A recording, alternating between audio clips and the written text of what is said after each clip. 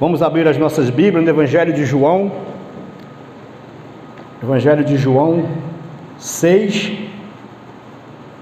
Evangelho de João 6, do 1 até o 15. João 6, do 1 ao 15. Eu estarei lendo e os irmãos, por favor, acompanhem. E ainda lembrar os irmãos que nós estamos aqui tão somente para adorarmos o nome do Senhor. Todos achamos, irmãos? Amém? João 6, do 1 ao 15, diz assim: Depois destas coisas, atravessou Jesus o mar da Galileia, que é de Tiberíade. Seguia-o numerosa multidão, porque tinham visto os sinais que ele fazia na cura dos enfermos. Então subiu Jesus ao monte, assentou-se ali com seus discípulos. Ora, a Páscoa, a festa dos judeus, estava próxima. Então Jesus, erguendo os olhos e vendo que grande multidão vinha ter com ele, disse a Filipe: Onde compraremos pães para dar-lhes a comer? Mas dizia isso para experimentar, porque ele bem sabia o que estava para fazer. Respondeu-lhe Filipe: Não lhe bastariam 200 denários de pão para receber cada um o seu pedaço? E um dos seus discípulos, chamado André, irmão de Simão Pedro, informou a Jesus: Está aí um rapaz que tem 5 pães de cevada e 2 peixinhos, mas isto que é para tanta gente? Disse Jesus: Fazei o povo assentar-se, pois havia naquele lugar muita relva. Assentaram-se, pois, os homens em número de quase 5.000. Então Jesus tomou os pães e, tendo dado graça, distribuiu entre eles, e também igualmente os peixes, quanto queriam. E quando já estavam fartos, disse Jesus aos seus discípulos: Recolhei os pedaços que sobraram, para que nada se perca. Assim, pois, o fizeram, e encheram 12 cestos de pedaços de 5 pães de cevadas que sobraram os que haviam comido. E vendo, pois, os homens o sinal que Jesus fizera, disseram: Este é verdadeiramente o profeta que deveria vir. Sabendo, pois, Jesus que estavam para vir com o intuito de arrebatá-lo para proclamarem rei, retirou-se novamente sozinho para o monte. Amém, irmãos? Senhor, te damos graça pela tua palavra lida, Senhor. Ela por si só pode falar ao nosso coração, Senhor, mas nós te pedimos em nome de Jesus, Senhor, que pelo poder que há no teu Espírito, Senhor, nós possamos sair daqui, Senhor, entendendo um pouquinho mais da tua palavra, sairmos daqui melhores do que nós entramos, Senhor, e sairmos daqui para praticarmos esta mesma palavra no decorrer da semana que se inicia. Nós te pedimos assim, em nome de Jesus. Amém. Podeis assentar. Louvado seja o nome do nosso Deus, por nós podermos nos encontrarmos aqui nesta noite. E eu tenho pregado em algumas igrejas, e quando eu pego o microfone, eu me apresento como sendo o presbítero João, da Igreja Presbiteriana em Jardim Ulisses, o pastor Paulo Emílio Rocha Reis, que sabe que eu estou aqui com os irmãos. Dessa forma eu tenho procedido quando eu estou em outra igreja, mas também eu digo para aquela outra igreja que eu estou presente para ministrar a palavra, que eu não tenho novidade nenhuma para apresentar, que eu não trago novidade nenhuma. E nesta noite eu também quero dizer para os irmãos que eu não tenho novidade nenhuma para os irmãos. O texto que nós lemos é por demais conhecido. Nesse auditório nós temos algumas pessoas que pregam da palavra, com certeza já pregaram, e aqueles que ainda não pregaram já ouviram pregar desse texto. Então eu não tenho novidade nenhuma para vocês, porque muitas das vezes nós queremos novidade da parte de Deus. Não tem novidade. Existe algo que nós chamamos de sobrenatural de Deus. Se você crê, o sobrenatural de Deus pode acontecer, mas novidade não tem. Eu pelo menos não tenho. Que nós, quando temos o desejo, o intuito de apresentar alguma novidade para a igreja, a gente acaba falando aquilo que Jesus não falou. A gente acaba apresentando um Jesus que não existe. Então, por isso, eu não tenho nenhuma pretensão de trazer nenhuma novidade para os irmãos.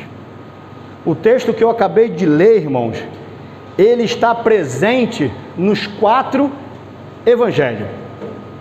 Ele está presente em Mateus, em Marcos, em Lucas e aqui em João que eu li. Eu escolhi João, quem sabe por ser o João, ou quem sabe porque me chamou a atenção quando eu li esse texto. E quando nós vamos fazer um sermão, quando nós vamos pregar alguma coisa a respeito da Bíblia, eu aprendi que se está nos 4 evangelhos, você deve ler os 4 evangelhos. Se está em 2, você lê os 2. Se está em 3, você lê os 3. Se está só em 1, você lê só 1. E diz os textos que nós acabamos de ler, que fala da multiplicação de pães e peixe. E diz que era um dia de muito trabalho.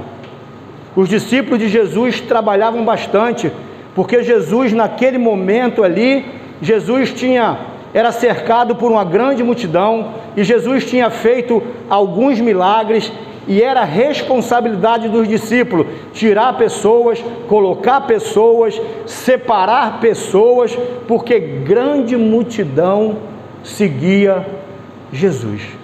Então era um dia extremamente cansativo para os discípulos de Jesus, né? E a primeira coisa que eu quero dizer para os irmãos nesta noite, irmãos, no reino de Deus, você não conquista nada por violência, nem por força, nem por falar demais. Você conquista com trabalho. Tem gente que quer conquistar algo do Senhor falando demais. Eu faço, eu fiz, eu sou isso, eu sou aquilo. Não. No reino de Deus não é assim.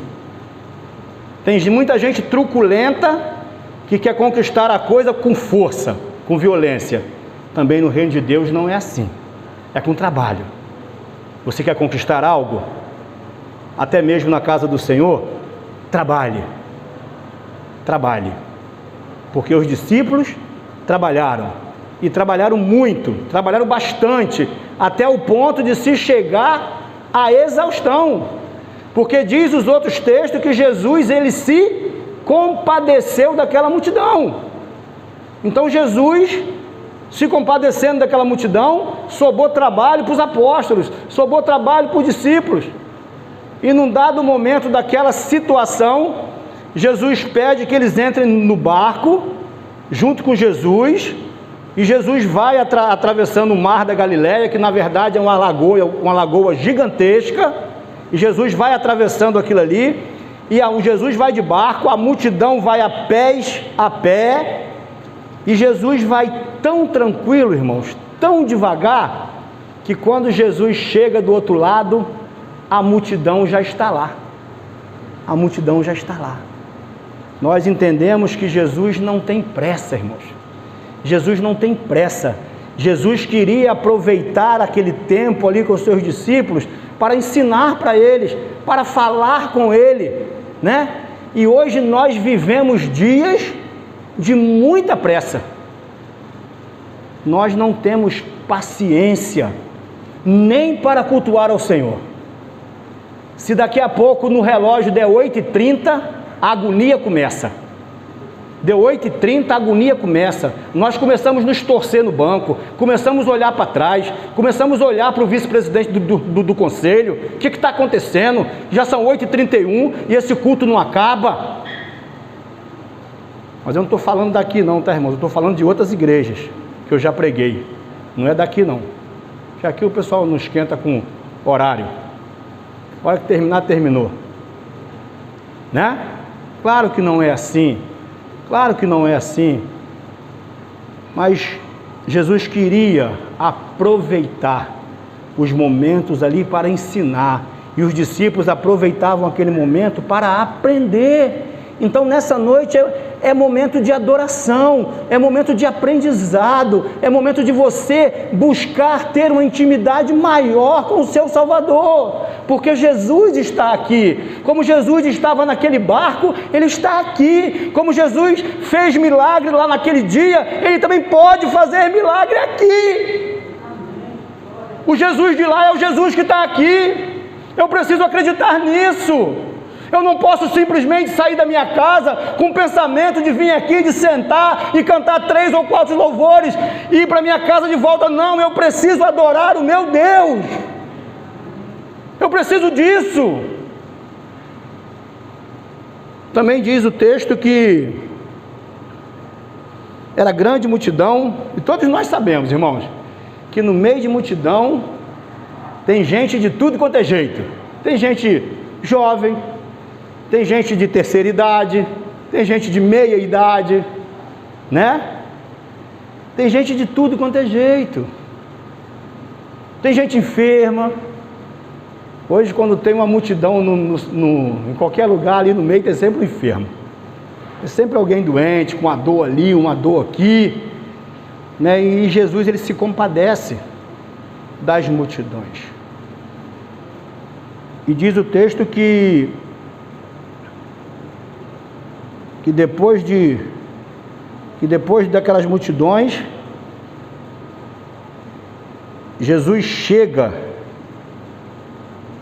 a tarde começa a chegar, né? O dia começa de manhã, e daqui a pouco a tarde começa a chegar, e os discípulos começam a ficar preocupados, porque o que está acontecendo? Jesus não para mais? E a gente não vai parar hoje mais? E a tarde começa a chegar e diz, os outros textos que nós lemos, que eles vão até Jesus e falam: Senhor, esse lugar aqui é deserto, esse lugar aqui é esquisito, vamos despedir essa multidão, para que ele entre em alguma aldeia, em alguma circunvizinhança, e possa buscar o que comer, porque não vai dar, Senhor. Aí Jesus fala para Filipe: Filipe, dá você mesmo de comer. E Filipe não espera nem Jesus terminar a fala dele. Ele fala: Senhor, não tem como, eu não tenho como fazer isso. Filipe é aquela pessoa extremamente pessimista nesse momento da história. Foi um grande homem de Deus lá na frente. Talvez ele seja igual eu e você estamos hoje. Ó, Jesus, como é que pode, em plena pandemia, o Senhor vem falar para mim arrumar emprego? Em plena pandemia, o Senhor vem falar para mim distribuir currículo? Em plena pandemia, o Senhor vem falar para mim fazer curso? Estamos vivendo uma pandemia, sim, irmãos, mas a vida continua. A vida não pode parar. Estamos vivendo, sim, momentos dificílimos no Brasil e no mundo. Então, eu não posso ser o Filipe desse momento da história. Eu não posso ser o Filipe desse momento da história. Eu preciso ser alguém que dê ouvidos à voz de Jesus. Se Jesus falou para você alimentar, dai de comer você mesmo, você acredite que Jesus falou, ele sabe o que está falando. E diz o texto que Jesus fez isso para experimentar Filipe. Que hora, né, irmãos? Que hora para Jesus experimentar Filipe. Depois de um dia exausto de trabalho, depois de um dia cansativo, e Jesus sai com uma dessa. Filipe deve ter ficado sem saber o que responder. Que horas para Jesus provar a mim e a você? Que horas para Jesus provar a sua igreja em meio de uma pandemia? E Jesus, ele nos prova nos momentos mais difíceis da vida, irmãos. Jesus nos prova nos momentos mais cruciais da história. Porque ser provado quando está tudo muito bom, quando está tudo tranquilo, é muito fácil, irmãos. Vocês lembram lá da viúva? Que o profeta chega lá e pede comida? Vocês lembram? O que ela falou para o profeta? Eu só tenho ali um bocadinho, só para comer hoje e morrer. Mas mesmo assim, ela entregou, ela fez e deu para o profeta. E depois que ele comeu, abundância, fartura. Sabe, irmãos, Jesus pode fazer um milagre na minha vida e na sua vida hoje. Hoje. Tem gente que não gosta que fala de milagre não, irmãos. Tem gente que acha que falar de milagre é errado. Tem gente que acha que falar de libertação é errado. Precisamos de um milagre, irmãos. Precisamos de libertação. Se não for eu que preciso de libertação, alguém precisa. O que vocês acham? O que vocês acham de um homem? De um homem que chama uma mulher para passear. Chamou ela para passear, irmãos. O que vocês acham disso? Chegou lá, fechou o carro e tacou fogo no carro com ela dentro. O que vocês acham? Ele precisa de libertação ou não? Ele precisa ser liberto do diabo, irmãos. E tem gente achando que o diabo é de brinquedo. Tem gente achando que o diabo é brincadeira. O diabo não é brincadeira não, irmão. O diabo é sério, é sujo.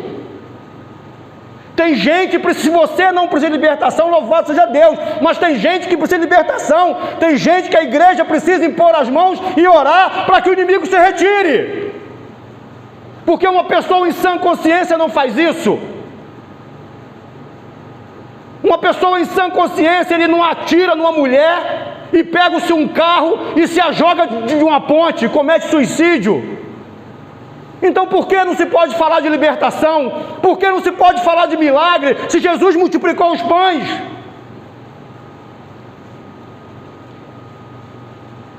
Por quê? Por que não pode?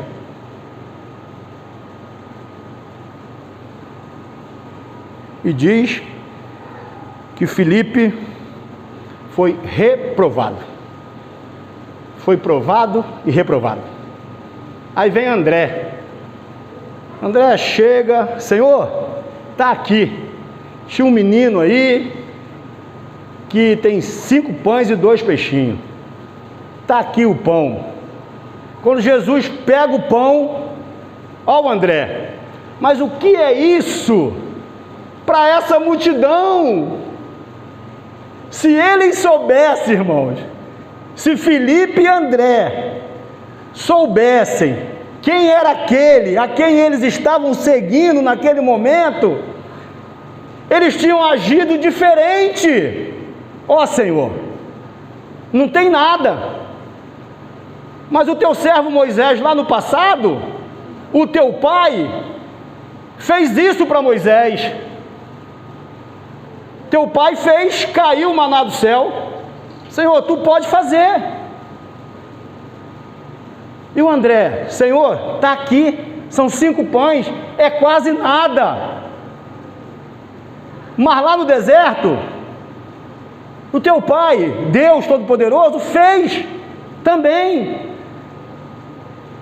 E o Senhor pode fazer aqui. Aí eu te pergunto, né, naquela multidão, irmãos, só homens eram 5.000, 4.999 saíram para seguir Jesus, sem pensar em nada, nem comida levaram. Somente aquele garotinho estava preparado para seguir Jesus. E você está preparado para seguir Jesus? Você sabe o Jesus que você serve, o que Ele é capaz de fazer? Você entende isso? Você entende isso? Que o Jesus que você serve é maior do que você pensa? Às vezes a gente pensa que servimos Jesus coitadinho. Ah, tadinho de Jesus. Foi pregado na cruz, nasceu na manjedoura. Até isso estamos com... Irmão, acabou isso. Já foi. Isso é passado. Nós servimos um Jesus glorificado. Nós servimos um Jesus que o seu cabelo é branco como a lã, seus olhos são como chama de fogo, os seus pés são como de bronze polido. Jesus não está mais na cruz, o rosto de Jesus já não está mais esbofeteado, ele brilha como o sol do meio-dia. Esse é o Jesus da igreja, esse é o Jesus que está presente aqui. Não é aquele Jesus coitadinho, que Jesus nunca foi coitadinho. Ele sabia o que ele veio para fazer aqui, e você sabe por que você está aqui, você sabe por que ele te chamou.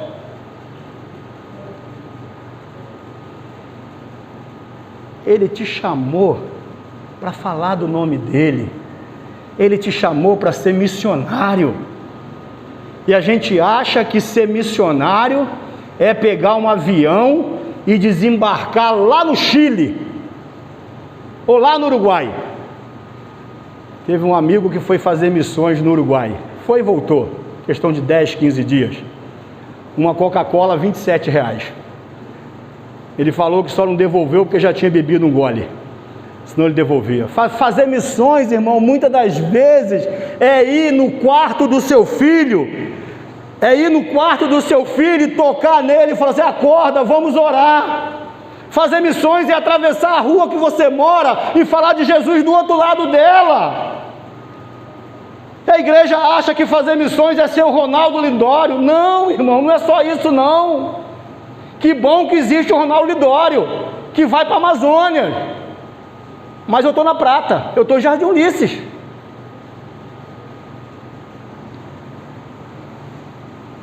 André também foi reprovado, não passou no teste, não passou. E quem passou no teste? O próprio Jesus, porque ele estava ali, ele sabia quem ele era, tudo estava sobre o controle dele. Nada que estava acontecendo naquela multidão, irmãos, passava desapercebido aos olhos de Jesus. Jesus conhecia cada dor que estava no meio daquela multidão, Jesus conhecia cada trauma, Jesus conhecia cada lágrima que aquela multidão já tinha derramado anteriormente. E Jesus conhece a sua dor, Jesus conhece o seu trauma, Jesus conhece cada lágrima que porventura você já tenha derramado. Jesus conhece, nada passa desapercebido. Ele se importa com você, ele se compadece da sua igreja em meio a essa pandemia. Ou você acha que essa pandemia pegou Jesus de surpresa? Pegou a mim e a você. Irmãos, quando começou a pandemia, quando começou a falar em corona, em Covid, eu nem sabia nem falar corona, falava coronga, né? É o coronga que está chegando. Falamos ali na rua, aqui no pátio, não sei. Falei, gente, esse troço está na China, não vai chegar no Brasil nunca. Não demorou 15 dias, eu estava arriado de Covid. João, o médico, João, você está com Covid. Falei, que é isso, doutor? É sério. E agora? Falei, fica tranquilo, você não vai morrer não. E quem sabe que eu não vou morrer, Deus, né? E eu fiquei tranquilo, nada? Então, irmãos, Jesus não foi pego de surpresa, não foi, e nunca vai ser, porque ele sabe de todas as coisas, né? Então, irmão, atitudes que nós não devemos ter. A primeira é de Filipe, e a segunda atitude é do André. Nós temos que ter atitudes como a de Jesus, de se compadecer das pessoas, né? Lá na frente, depois disso tudo, André e Filipe foram homens de Deus acima de qualquer suspeita, homens que viveram para o Senhor, viveram para o Evangelho, morreram e não negaram o seu Jesus, né? E já caminhando para nós encerrarmos, irmão, Jesus, ele pode fazer o milagre que você precisa. Talvez você esteja pensando, João, mas eu não tenho nem 5 pães nem 2 peixes. Vocês acham que o milagre aconteceu porque tinha 5 pães e 2 peixes? Não, o milagre não aconteceu por isso. Os 5 pães e 2 peixes foi para Jesus ensinar outra coisa para aquela multidão. O milagre aconteceu porque Jesus estava presente ali. Por isso que o milagre aconteceu. Porque com Jesus presente, irmãos, tudo pode acontecer. Sem Jesus presente, nada vai acontecer. E diz que Jesus pegou o pão, né? Deu graças e partiu. Em outro texto diz que Jesus pegou o pão, olhou aos céus, deu graça e partiu. Então Jesus multiplica, mas multiplica com abundância, porque sobrou. Aquilo que Jesus tem para te dar, o milagre que Ele tem para fazer na sua vida, é maior do que você espera. É com abundância, né? Quando você chega do mercado, por acaso você já pegou 1 quilo de alguma coisa e orou? E se abaixou para arrumar no armário e fez uma oração? Você que recebe cesta básica, já fez isso? Já fez? Então na sua casa tem com abundância. Então você pode trazer 1 quilo para a igreja domingo que vem. Você pode trazer 1 quilo domingo que vem aqui, ó, e botar aqui, porque tem pessoas que não tem nada para comer. Tem pessoas que estão dependendo todo mês da igreja. Tem pessoas que, se você disse que você pegou o seu quilo e orou, tem com abundância. Então no próximo domingo, quando você acordar pela manhã, lembre-se, traga 1 quilo para a campanha do quilo.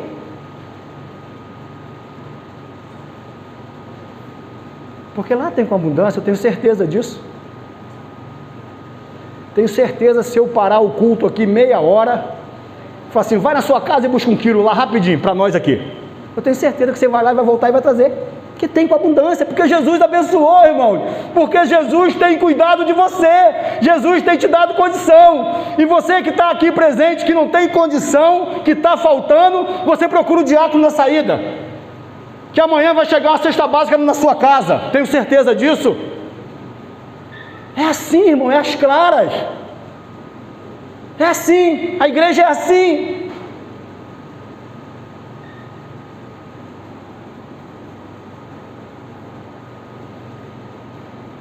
E eu falei que é com trabalho, não foi isso? Como aqueles homens devem ter trabalhado, irmãos. E quando eu estava em casa finalizando o meu sermão, também já estou finalizando aqui, eu fiquei pensando no trabalho que aqueles homens tiveram. Irmão, diz o texto, né, que eram 5.000 homens, ou quase 5.000 homens. Mulheres e crianças não era contado naquela época. E eu fiquei pensando, se 50% daqueles homens fossem casados, era uma mulher, né? Casou com a mulher. Seriam umas quantas pessoas? Quantas, Maiara? Tinha 5.000, 50%, 2.500, não é isso? Já seria 7.500. Já seriam 7.500 pessoas. Tá certo o raciocínio? Eu não vou dizer todo mundo casado, 50%. Se 50% dos casados tivessem 2 filhos, seriam mais quantos? Mais 1.250. Então nós estamos falando mais ou menos aqui de 9.000 pessoas. Estamos falando de 9.000 pessoas. E diz que Jesus mandou que eles assentassem aquelas pessoas. Em outros textos diz para assentar de 100, para assentar de 50. O outro texto fala para assentar de 50. Mas João fala que ele mandou assentar porque tinha muita relva. Jesus multiplicou e deu de comida para todo mundo. Aí depois Jesus falou: ô André, Felipe, vem cá você. Vem você também, Pedro, vem cá. Agora cata o que sobrou. Cata o que sobrou. Aí eu fico pensando, 9.000. Vamos dizer que essa igreja aqui caiba 200 pessoas. 200 pessoas, que não cabe, aqui não cabe. 200 pessoas. 5 igrejas dessa eram 1.000 pessoas. Quantas igrejas para chegar a 10.000 pessoas? Quantas igrejas dessa? Você já parou para pensar? Agora pensa bem, você discípulo de Jesus, apóstolo, sair catando pedaço de pão e de peixe num tamanho desse aqui 50 vezes. Pensa bem, que trabalho, irmãos. O reino de Deus é feito de trabalho, não é feito de preguiça, não. Jesus falou: pega o cesto, sai catando, para que nada se perca. Eles foram daqui na prata catando pão, irmãos. Foram daqui na congregação, passaram pelo bar do Daniel, deram a volta por trás ali da Dutra e chegaram aqui de novo. É um espaço muito grande. Foi muito trabalho, irmãos. E por que eu teimo em não trabalhar? Por que eu teimo em ficar dormindo? Por que eu teimo em perder tempo de não vir à casa do Senhor? Porque eu tenho tanta pressa para que o culto acabe. Por quê? Se eu estou aqui desfrutando da presença do meu Senhor, eu não estou falando de nada bagunçado não, irmãos, porque tudo tem que ter ordem, tem que ter decência. Por que eu tenho tanta pressa? Por que eu me ajoelho na beira da minha cama para orar, e eu oro por 3 minutos, estou sendo bom com os irmãos, 3 minutos de oração é uma coisa estupenda, enquanto Jesus orava 9 horas, 8 horas, eu oro 3 minutos, e não espero 1 minuto para Deus falar comigo, eu levanto e vou embora. Por que será? É porque está tudo muito bom, irmãos, é porque está tudo muito bom.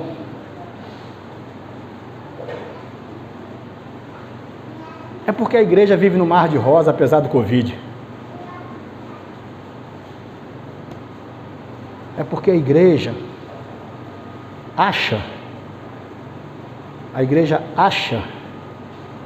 que só porque todo mundo faz, está certo. A igreja vive assim. Todo mundo está fazendo, então está certo. Não está não, tá, irmãos? Não é porque todo mundo faz que está certo, não. Não vai nessa, não. Muitas vezes o que todo mundo faz está errado. E eu acho que todo mundo faz está certo, mas não está. E diz que eles cataram aquilo, muito trabalho, e Jesus, percebendo que a grande multidão falou que esse era o profeta que haveria de vir, e Jesus viu a multidão vindo, com a intenção de coroar ele, de fazer dele o rei, ele se retira para o monte sozinho, para encerrar. Quantas vezes na sua caminhada cristã você já ficou sozinho, só você e Deus? Quantas vezes? Só você e Deus. Não fala de subir no monte? Sobe no monte, mas aqui não vamos esquecer o monte. Quantas vezes você se trancou no seu quarto para falar com Deus? Não temos tempo. Não temos tempo. Porque muitas das vezes eu vou orar, mas eu levo meu celular e boto do lado. E eu faço parte do grupo da família, do grupo da igreja, do grupo da congregação, do grupo do vôlei.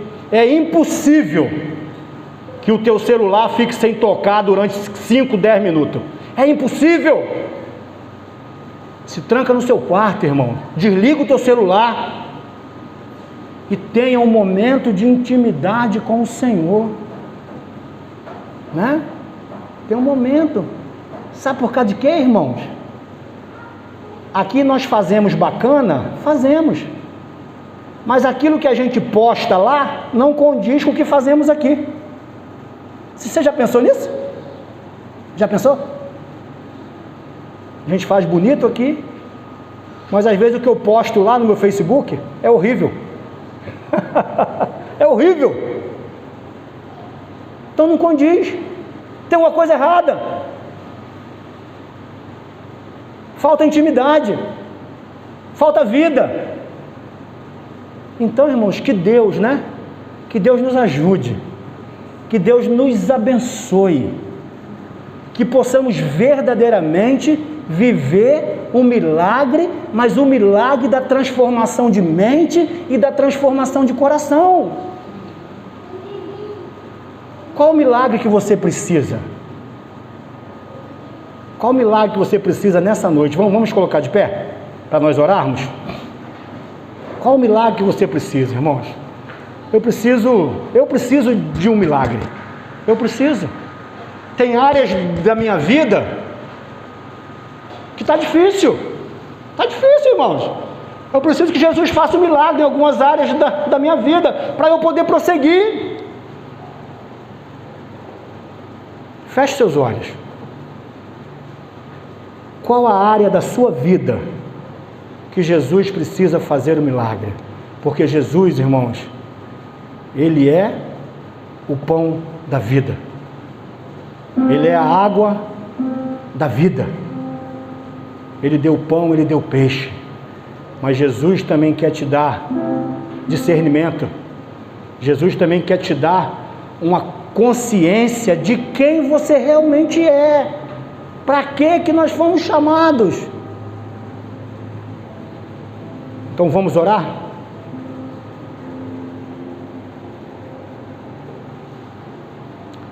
Senhor nosso Deus e Pai, nós te agradecemos, Senhor, pela oportunidade, Senhor, de termos chegado até a Tua casa, Senhor, para adorarmos o Teu nome, para louvarmos o Teu nome, para lermos da Tua palavra, Senhor. Mediante ao texto que nós lemos, Senhor, a Tua igreja entendeu que o Senhor ainda pode fazer milagre no nosso meio, Senhor.